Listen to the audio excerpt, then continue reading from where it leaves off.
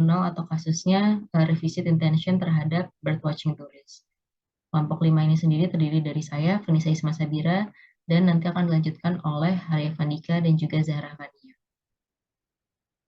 Jadi definisi dari SEM sendiri ini merupakan prosedur untuk memperkirakan serangkaian hubungan ketergantungan antara sekumpulan konsep atau konstruk yang diwakili oleh beberapa variabel pengukuran dan dimasukkan ke dalam suatu model terintegrasi.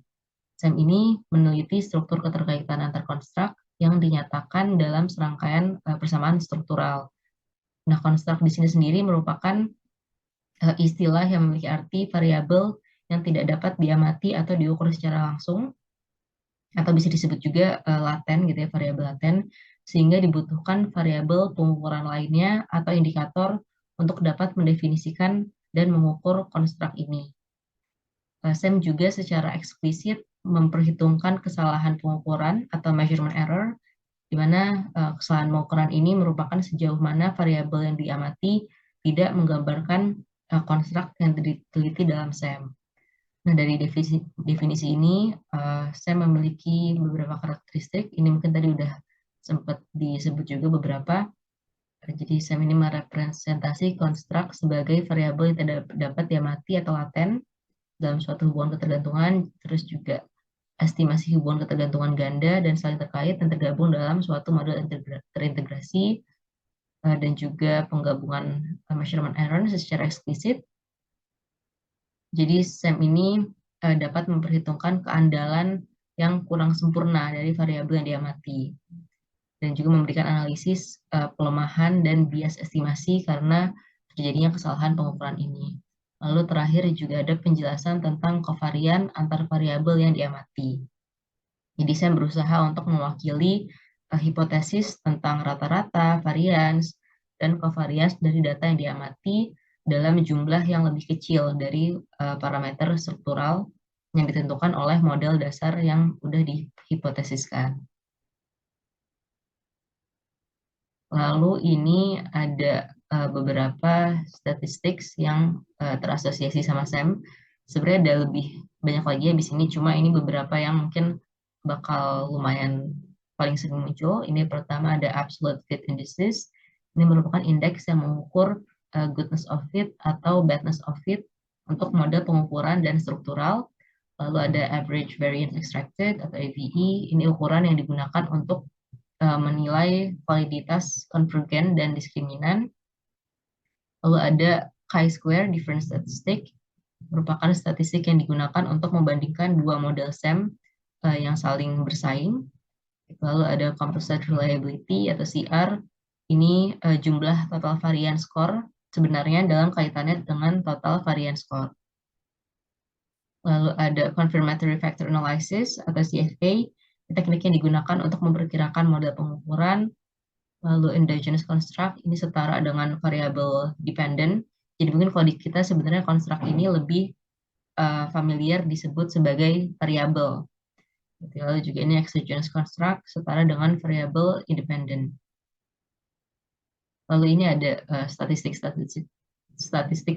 lainnya yang ada di SEM gitu ya. Ini beberapa, ada estimated covariance matrix, first order factor model, incremental indices, measurement model, modification index, nested model, non-recursive model, parsimonic indices, sampai di akhir ada unidimensionality.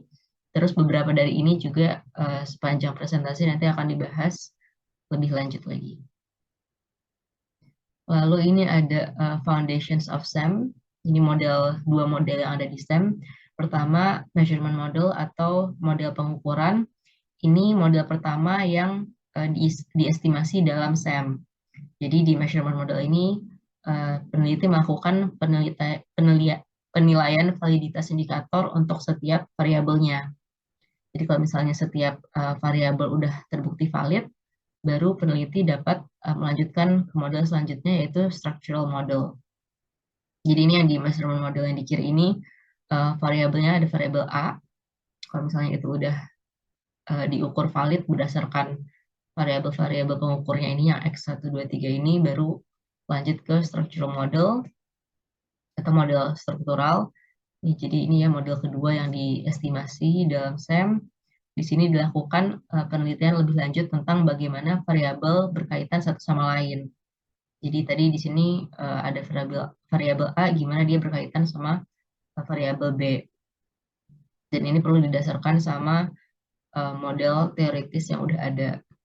Lalu juga spesifikasi model struktural ini kemudian digambarkan dengan menggunakan tanda panah untuk menunjukkan hipotesis yang ada dalam model penelitian. Jadi mungkin kalau di jurnal biasa kita lihat gitu ya, kalau variabel A tanda panahnya ke B, berarti variabel A ini memiliki pengaruh terhadap variabel B. Lalu selanjutnya ini ada terkait relationship, ada dependence relationship yang digambarkan dengan satu panah lurus yang mengalir dari variabel independent atau exogenous ke variabel dependent atau endogenous. Spesifikasi dari dependence relationship ini juga terkait dengan apakah suatu konstruk dianggap eksogen atau endogen. Jadi kalau misalnya eksogen, itu biasanya dia ada di awal. Jadi panahnya berasal dari konstruk eksogen ke konstruk endogenous. Iya, jadi independen ke dependent. Karena independen itu nggak bisa panahnya ngarah ke independen, pasti ngarahnya itu ke dependent. Lalu juga ada ini correlational relationship atau disebut juga covariance relationship. Ini digambarkan dengan dua panah yang melengkung. Di sini itu ditentukan korelasi sederhana antara dua konstruk eksogen. Jadi konstruk ini berkorelasi tetapi tidak diasumsikan bahwa satu konstruk bergantung pada konstruk yang lain. Gitu beda sama yang dependence tadi. Selanjutnya ini ada uh, proses step-step untuk melakukan SEM. Jadi secara garis besar ada 6 step, mulai dari define the individual constructs, terus specify the measurement model, assess measurement model reliability and validity, specify structural model, assess structural model validity, sama draw conclusions and make recommendations. Buat step 1 sendiri di sini define the individual constructs. Jadi analisis SEM ini harus didasarkan pada teori bagaimana setiap konstruk akan didefinisikan dan diukur, terus juga penentuan variabel untuk mengukur setiap konstruknya, lalu hubungan antar konstruk, itu semua harus ditentukan berdasarkan teori yang ada, gitu. Nggak bisa cuma berdasarkan opini atau lainnya. Karena nantinya uji hipotesis itu yang akan dilakukan pada konstruk dalam suatu model akan valid hanya jika model pengukuran yang menentukan bagaimana konstruk ini direpresentasikan sudah terbukti valid. Jadi perlu benar-benar diperhatikan dulu dalam mengoperasionalisasikan, mengukur, dan juga melakukan skala variabel yang relevan. Seperti yang diidentifikasi dan didefinisikan oleh teori. Lalu kalau step 1 udah selesai, ini udah terdefine konstruk-konstruknya secara individu. Lanjut ke step 2, ini specify the measurement model. Jadi tadi ya, konstruk udah didefinisikan, maka peneliti sudah bisa melakukan penentuan model pengukuran yang melibatkan penetapan variabel terukur yang relevan untuk setiap konstruknya. Atau mungkin variabel pengukuran ini di kita sama aja kayak pertanyaan-pertanyaan kuesioner gitu ya untuk setiap konstruk atau variabelnya. Jadi model pengukuran kalau digambarkan dalam diagram kira-kira jadinya bakal kayak gini. Tadi mirip sama yang correlational relationship. Ini diagram merepresentasikan model pengukuran sederhana yang memiliki dua konstruk yang berkorelasi dengan masing-masing konstruk diwakilkan atau dipresent oleh 3 indikator atau variabel terukur. Nah, bedanya sama yang tadi sebelumnya, di sini juga udah digambarkan hasil dari model pengukurannya, seperti ada factor loadings-nya, ini digambarkan dengan lambda gitu ya, di setiap indikator ada pengukuran lambdanya itu. Lalu juga ini panah-panah di bawah tiap indikatornya itu mengabarkan error-error yang terjadi dalam measurement model. Nanti mungkin measurement model dalam bentuk tabelnya akan dibahas buat kasus jurnalnya lebih lanjut. Ya, sekian dari saya akan dilanjutkan oleh teman saya. Terima kasih.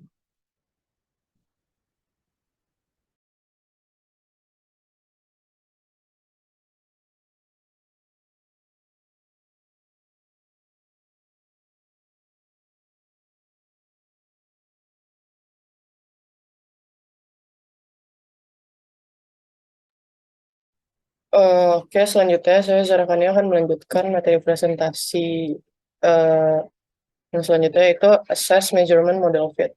Nah, di sini tuh ada 3 fit measure. Yang pertama absolute fit, yang kedua incremental fit, dan yang terakhir parsimonious fit. Nah, untuk yang pertama absolute fit, ini tuh digunakan untuk mengukur goodness atau badness of fit secara keseluruhan, baik itu untuk structural modelnya ataupun measurement modelnya. Terus yang kedua, incremental fit ini tuh untuk mengukur goodness of fit dengan cara membandingkan model saat ini dengan model nol atau independennya. Ini tuh ditentukan untuk menentukan tingkat perbaikan atas model nol yang tadi udah ditentukan. Terus yang ketiga, parsimonious fit ini untuk mengukur goodness of fit yang mewakili tingkat kecocokan model per koefisien yang udah diestimasikan. Ukuran ini tuh mencoba mengkoreksi setiap overfitting yang ada dari model dan mengevaluasi kesederhanaan model dibandingkan dengan goodness of fit-nya.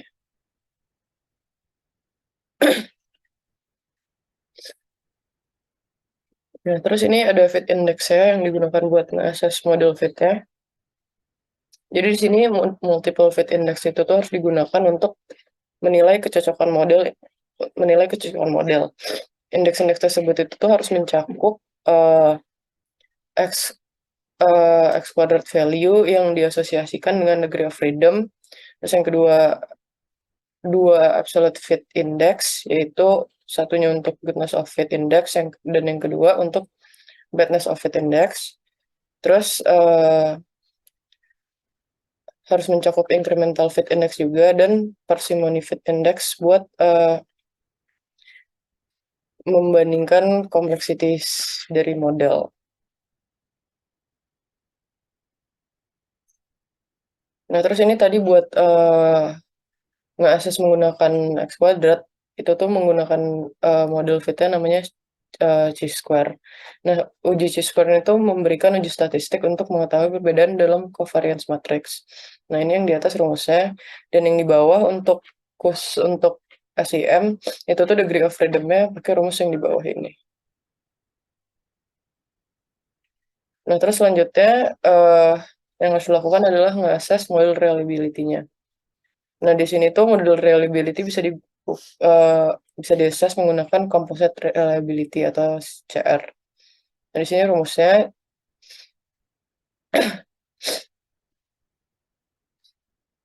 terus selain reliability yang harus di-assess itu juga ada convergent validity. Nah, convergent validity ini tuh bisa di-assess menggunakan average variance extracted atau AVE yang rumusnya ada seperti di bawah ini. Nah, selanjutnya itu setelah validitas dari measurement modelnya diketahui, selanjutnya itu kita harus nge-specify the structural modelnya. Dari, karena kita berpindah dari measurement model ke structural model, fokusnya itu tuh bergeser dari hubungan antara konstruk latennya ke variabel teramati ke sifat dan besarnya hubungan antara konstruk. Nah, jadi measurement model tadi dirubah berdasarkan hubungan di antara konstruk latennya. Nah, di sini ada contoh dari path diagram dari of a simple structural model.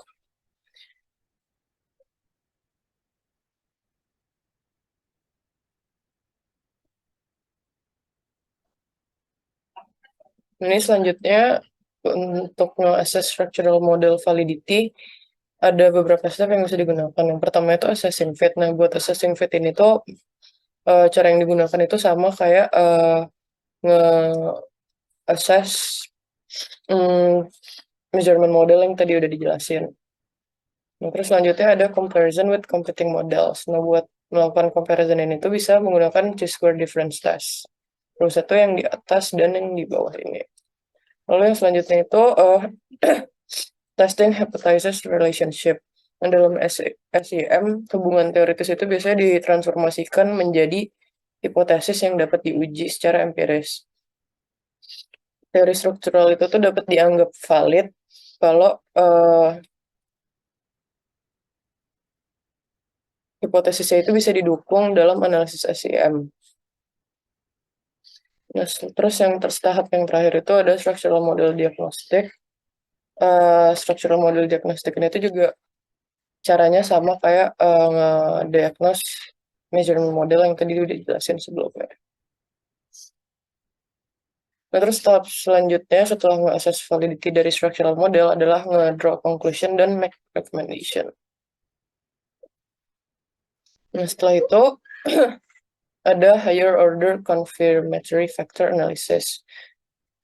Sini ada perbandingannya antara first order dengan second order yang merupakan salah satu bentuk higher order confirmatory factor analysis yang paling umum digunakan. Yang pertama, first order model. Model itu adalah model di mana covariance antara variabel yang diamati dijelaskan oleh satu tingkatan atau lapisan konstruk laten. Sedangkan high order factor model itu tuh berisi dua atau lebih tingkatan atau lapisan konstruk laten. Nah, ini second order yang tadi disebutin, ini tuh merupakan salah satu metode yang paling umum digunakan pada higher order model.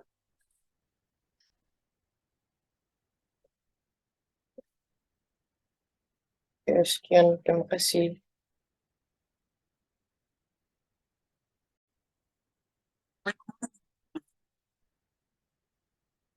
Oke, selanjutnya saya akan menjelaskan tentang define the individual construct atau kita sebut bagian awal dari case dari SEM ini.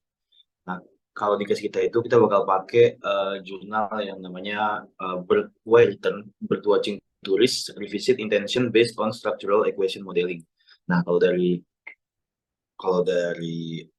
jurnal kita ini di individual construct itu kita ada 5, ada tourist motivation, satisfaction, cognitive image, perceived image, revisit intention, dan masing-masing itu punya 3 subvariabelnya. Ada TM1, ada TM2, TM3, SA1, SA2, SA3, dan seterusnya. Di mana masing-masing juga mewakili variabel, yaitu kayak TM1 mewakili wildlife viewing, TM2 mewakili traditional culture, dan SA1 mewakili satisfaction dengan infrastrukturnya, SA2 dengan natural habitat. Ini individual construct yang udah kita define. Oke. Selanjutnya itu habis kita define itu kita mulai validating dari data itu. Nah, validating ini tuh menggunakan SEM dengan SPSS dengan menggunakan two-stage strategi yang diusulkan oleh Anderson dan Gerbing. Pada tahap pertama ini, model pengukuran itu divalidasi dengan confirmatory factor analysis yang menguji goodness of fit, validitas konvergen, dan diskriminan setiap variabel. Nah, pada tahap kedua itu pengujian cocokan fit dan path coefficient, dan hipotesis model itu diukur menggunakan structural equation model. Nah, ini selanjutnya ada reliability test dan convergent validity. Nah, ini tuh di sini ada Cronbach Alpha dan composite reliability dari setiap variabel laten yang banyak digunakan dalam penelitian, digunakan juga untuk menilai reliabilitas tes ini sendiri. Nah, di sini nilai Cronbach-nya itu berkisar di antara 0,7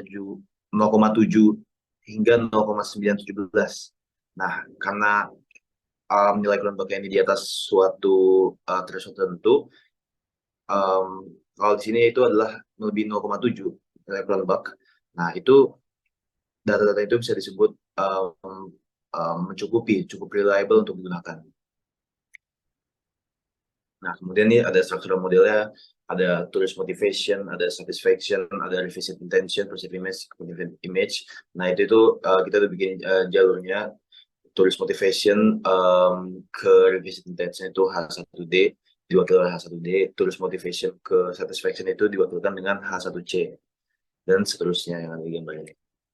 Nah, kemudian ada assess structural modeling validity. Nah, itu yang bagian yang udah dihitung sama penulis jurnal. Penjelasan itu kalau hasil parameter ini tuh pada bagian indeks evaluation goodness of fit itu menunjukkan nilai sebesar 1,923, sementara RMCA-nya itu sebesar 0,5.